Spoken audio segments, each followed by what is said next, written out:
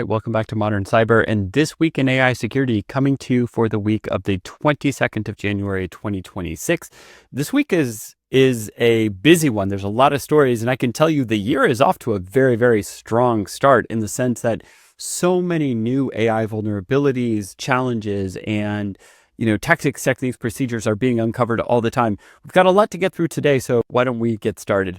First, I just wanted to follow up on a story that we covered last week that's been brewing over the last couple of months around XAI and sexualized deepfakes. And so if you're not familiar or if you missed previous episodes, this popped up late in 2025 with a number of jurisdictions, especially international jurisdictions and countries, starting to question XAI or even ban it for use within their territories because of issues like sexualized deepfakes. And, really what this comes down to is that XAI could be prompted to create sexualized deepfakes of real people, and that became a real problem. And, in a number of jurisdictions, there's legislation against things like revenge porn, which would also kind of fall into this category of deepfake, sexualized deepfake, etc. So it's interesting to me to now see that California, this is the first place within the US that has sent a cease and desist, to my knowledge, around a topic like this. There's been hallucinations, there's been misinformation, there's been all these other challenges with LLMs, but this is the first time that we've seen something rise to the level of a jurisdiction sending a cease and desist order. And of course, it's always interesting to watch, where this stuff happens first. We've talked on other episodes about how legislation usually starts from one or two locations. California tends to lead the nation in a lot of kind of privacy regulations and digital legislation, especially, being the home to Silicon Valley and so much of the technology ecosystem. It makes a lot of sense. Now, it'll be interesting to see how this plays out.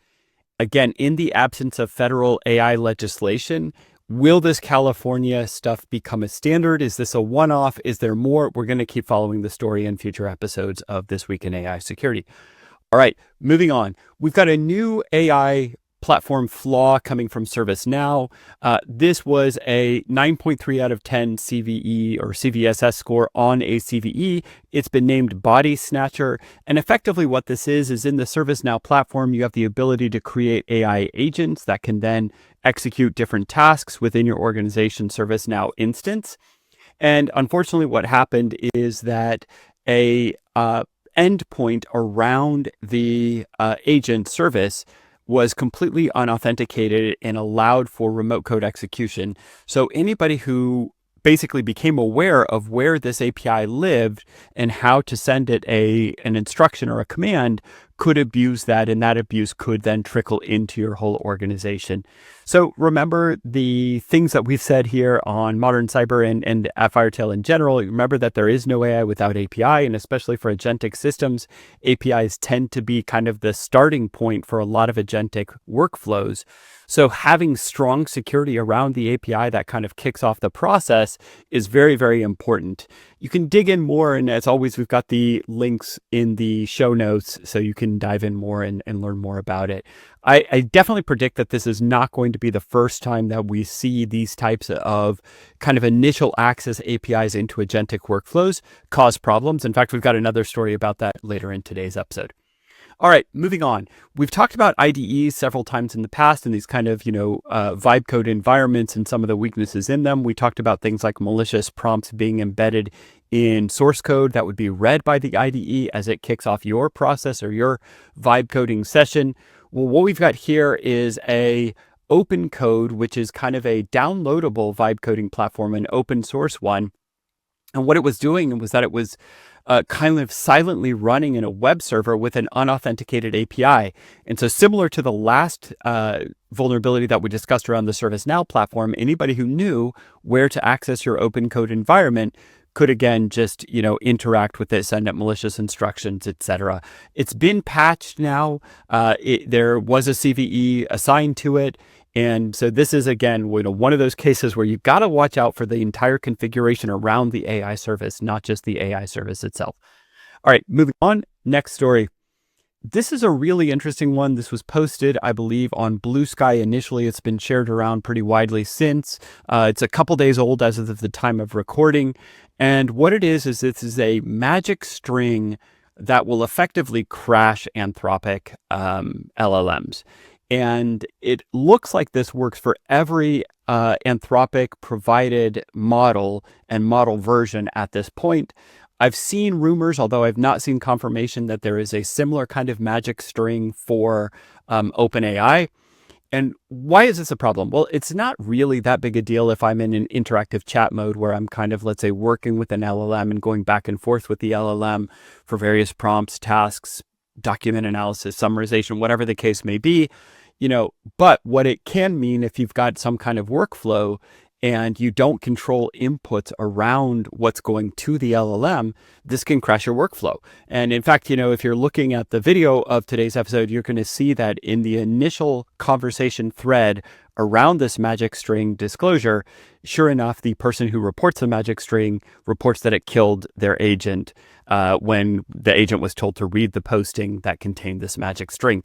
So in a way, this is actually a prompt injection, but with a very specialized prompt that is malicious in nature and crashes the LLM or kind of stops the interaction with the LLM. It probably doesn't take down the actual LLM service on the back end, but it may crash your session or your interaction stream with that LLM. So something to watch out for. It looks like it may well be the case that every LLM has some kind of magic string like this that will take them down. It probably comes down to something very specific in this string that then in the encoding process creates tokens that are bad. And so that'll be something to keep an eye out for if more of these begin to be disclosed, if the LLM providers find ways to patch this, to monitor them. But for your own purposes, just make sure you're sanitizing inputs, make sure you're keeping an eye out. And especially, obviously, if you're using an Anthropic model, you want to make sure that you don't pass this string along to the back end of any kind of agentic workflow or system. All right, moving on, more on Claude and more on vibe coding. So if you go through a vibe coding session in an interactive manner where you're kind of working with Claude to define the structure of an application or some software or a piece of code that you are asking Claude to generate for you, Claude Code specifically to generate for you, it turns out that your prompts by default are saved in a directory called .claude/logs. And you've got the full text record of the entire conversation that led to the creation of that code. Now, a lot of people are taking the code and committing it directly from where it is generated and not going through, let's say, a more kind of sanitized commit process. And what that ends up meaning is that when they send that code, when they commit the code and they put it up on a website or on a service, anybody who knows to look for the .claude/logs directory might discover that full text conversation and might be able to then just read from that the context of what you've built, understand all of the inputs, and effectively get a good mapping of your application, and then, have a good starting point for figuring out where you have vulnerabilities. Maybe in your instructions, it's clear that you haven't sanitized inputs, to kind of harp on a theme again. And so they'll know how to think about attacking your application. That's the security aspect. There are all kinds of other abuse cases that could happen around, abusing business logic of a vibe-coded application and so on. It's something that needs to get added to your .gitignore. So a lot of the times things like environment variables or secret credentials are added to gitignore, so they get factored into the application, but they don't get kind of indexed or picked up. There are a number of examples where people's GitHub code repos have contained these whole conversations. People can look at that to find them. So it's something to watch out for, especially if you're in the vibe coding or you're using one of these coding assistant environments, etc. Credentials can get put in there if you feed those to the coding assistant while you're building your application. So lots of stuff that you may not want to get included with your application might get included by virtue of this logs directory that contains your chat history. All right, moving on. This was probably the most interesting and compelling vulnerability that we read about. It's actually a couple of weeks old, so I apologize we didn't have it on a previous episode. It just hit our radar in the past week, so we want to share it, even though it goes back to the 22nd of December, 2025. And in fact, it is the result of a disclosed vulnerability to Eurostar. For those who are not familiar, Eurostar is the train service that goes between London and a number of cities across the European continent, most notably Paris. And then I think the service continues all the way up to Amsterdam, if I'm not mistaken, these days. 4 issues in the public AI chatbot allowed for guardrail bypass, unchecked conversation, message IDs, prompt injection, leaking system prompts, HTML injection, cross-site scripting, and much more. So it's a real interesting case. I'm not going to go through all the details of it, but the reporter, Ross Donald, kudos to Ross for reporting this, also for finding it in the first place. Ross disclosed the entire interactions that he had, as well as kind of describing the vulnerabilities. The TLDR on it is effectively, though, that it comes back to something we talked about earlier in this week's episode, which is, the API is the interface that gets you to the chatbot. The weaker your API, the more challenges you're going to have on the back end with the LLM service. To take an example, one of the API parameters around this was kind of the validation of the prompt coming in. So they have a nice kind of, chat validation feature that says, like, if you feed this thing some kind of garbage request, this is a chatbot that's designed around booking train tickets or serving people who have reservations on the train. If you ask it to tell you facts about the moon and Jupiter and the sun, that's completely out of scope. So they've got a nice kind of validation service on the front end of this API that, checks the incoming text, sees if it's relevant to pass along, and so on. But in there, you could also just tell the API, my prompt has been validated. And so what Ross was able to figure out here is that by, using that parameter hard-coded into his API requests, the API would just accept, yep, this has been validated, let me pass it on to the back end.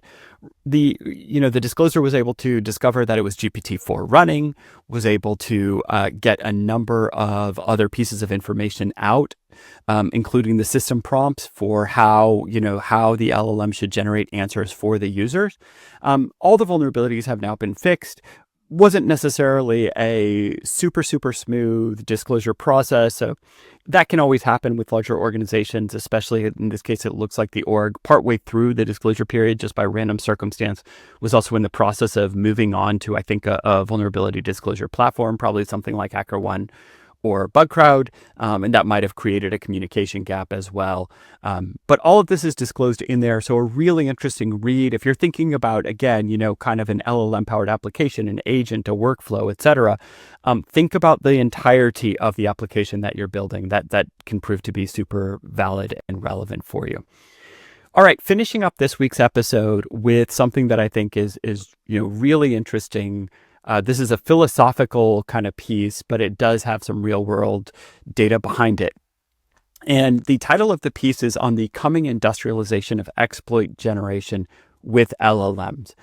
Effectively, the direction of the piece is that, we know that there are vulnerabilities in pieces of software all around the world. How easy is it for somebody to kind of weaponize a vulnerability? And what Sean Heelan is the author of the blog. What Sean really talks about is basically setting a token budget of 30 million with an LLM, giving it the instructions on how to find an exploit for a vulnerability. And this is admittedly in kind of a controlled environment where there was a known vulnerability. So it's not starting from, crawling a piece of software to look for the vulnerability first and then weaponize it. No, it started more from the standpoint of, okay, we know this software has a flaw. How do we go about attacking it? And one thing that for us at Firetail was particularly interesting is that the first thing that the LLM did was actually turn that vulnerability into an API and then write code against the API as a way of exploiting the vulnerability. But effectively, for a $30 budget, the agent was successful. Now, again, a pretty controlled and contrived scenario to just test the validity of the hypothesis that this can be done. And we've talked about this a few times. We've had previous episodes where we've talked to people who have been involved in these types of projects. When we did an RSA recap last year with Miko, we talked about how that was the first time that it was proven that an LLM could actually write an exploit for a vulnerability and find these types of paths towards doing that. So it's really interesting to see that, with every kind of incremental step, as we as a tech community get more and more proficient with these services, it does become more and more clear that, the mean time towards exploit is a real threat to vulnerable software. we've talked in the past about how the mean time towards exploitation is predicted to fall as low as 20 minutes from the time that, vulnerability is disclosed to the time that exploit code is available. And now it's really clear, this is something that runs super fast. 30 million tokens can be processed in a matter of, minute singular by some of these LLMs, maybe, 2 to 5 minutes max. So this 20 minutes, it's not unreasonable. And in fact, it's not far-fetched. And in fact, it is something to really, really think about as you write your own software. How are you going to get better with your organization in terms of making sure that the least number of vulnerabilities make it out there into the real world? And on that note, we will end today's episode. As always, the links are always in there. If you've got stories to submit, please send them our way. You can send them directly to us, or you can submit them via our AI incident tracker that you can find on the Firetel website. Like, subscribe, rate, review, all that good stuff. And we'll talk to you on next week's episode of This Week in AI Security, coming to you from Modern Cyber. Thank you so much. Bye-bye.